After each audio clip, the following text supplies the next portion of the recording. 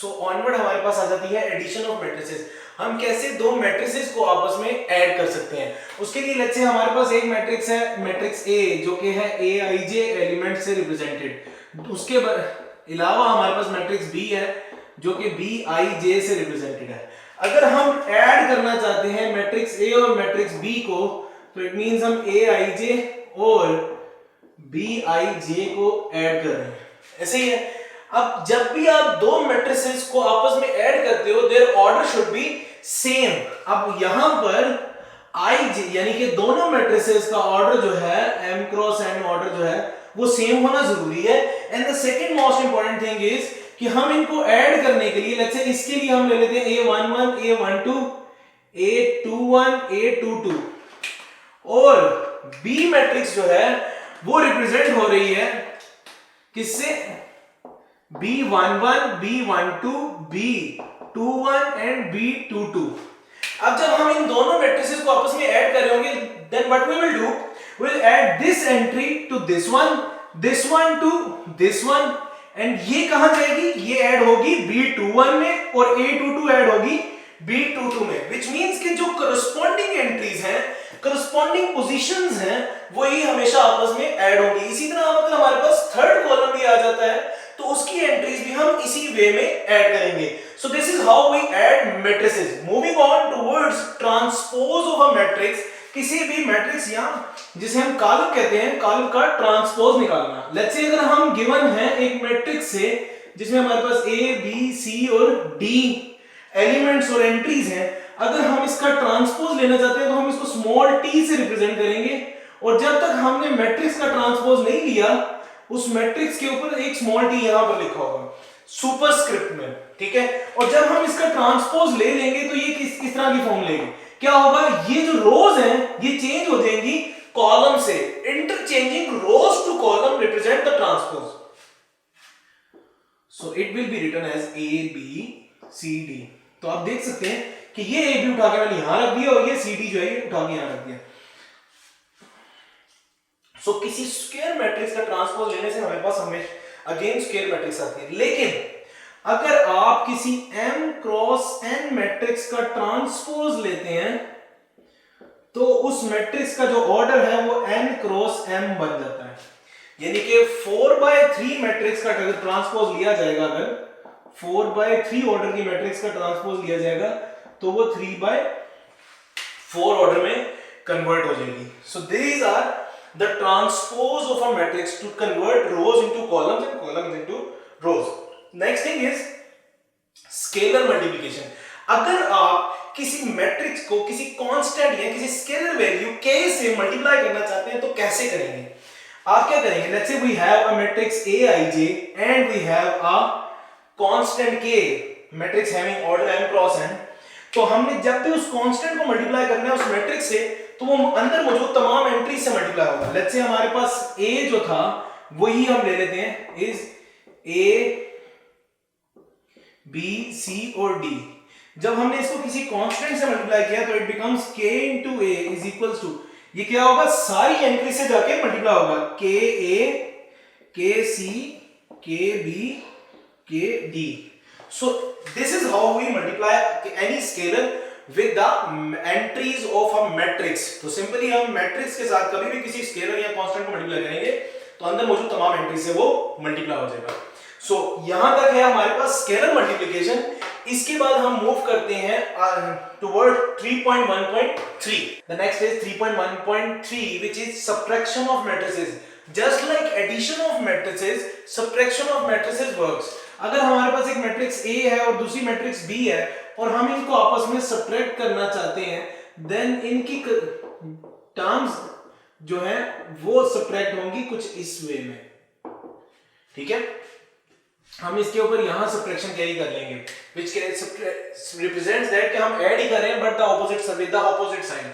तो इसमें भी सेम उसी वे में लेट्स से ये a11 a21 a12 a22 add हो रहा है, यहां माइनस साइन लगाए यहां पर, तो it will B b11 b21 b12 and b22।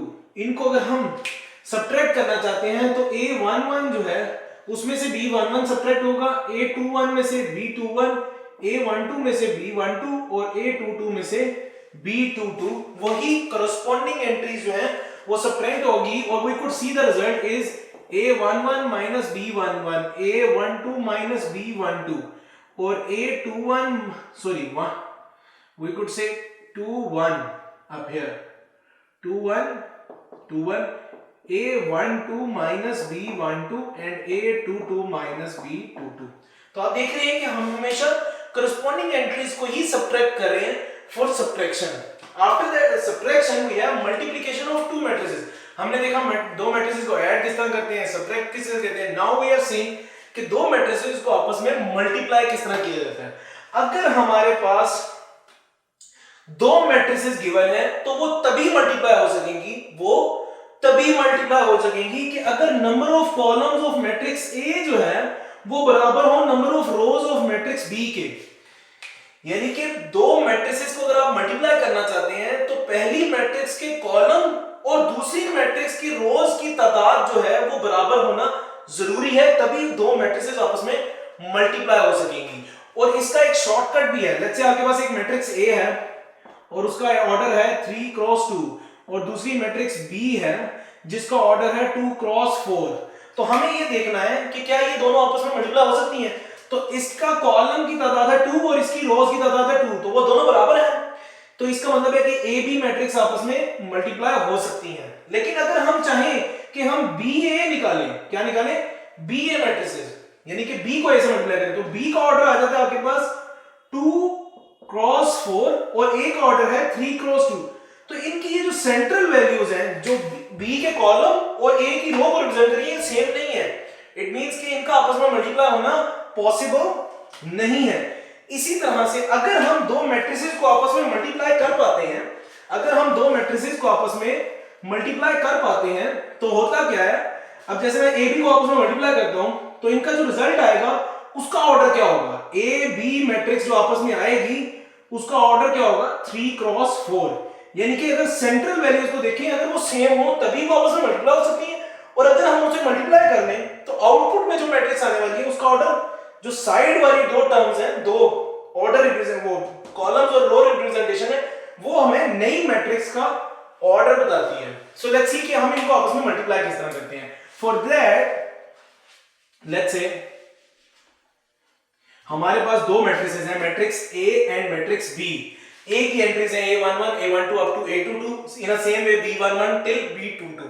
अब अगर हम इन दोनों को आपस में मल्टीप्लाई कराना चाहते हैं तो उसका वे क्या है कि इसकी पहली रो इसके पहले कॉलम से मल्टीप्लाई होके हमें पहली एंट्री देगी यहां पे A11 into B11, A11 B11 plus A12 into B21, A12 B21। ये सबसे पहली एंट्री है हमारे पास जिसे हम कह सकते हैं C11।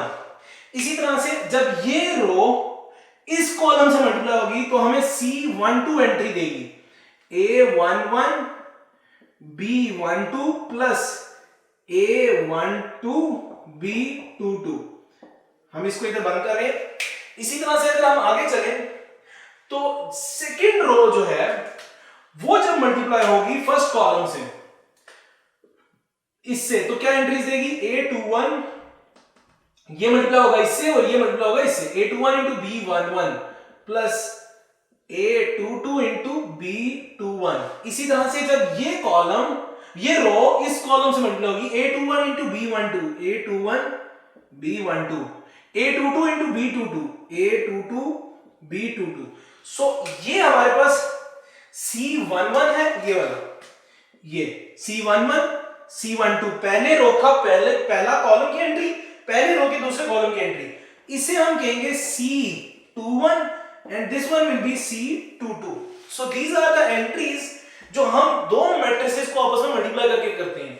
इनकी सिंप्लीफिकेशन हमें पहली एंट्री देगी, इसकी सिंप्लीफिकेशन दूसरी, इसी तरह से तीसरी और चौथी। That's how we multiply the matrices. So I hope आपको आज का लेक्चर पसंद आया होगा।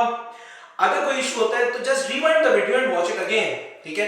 इंशाल्लाह नेक्स्ट लेक्चर के साथ फिर मुलाकात होगी, तब तक के लिए अल्लाह हाफिज।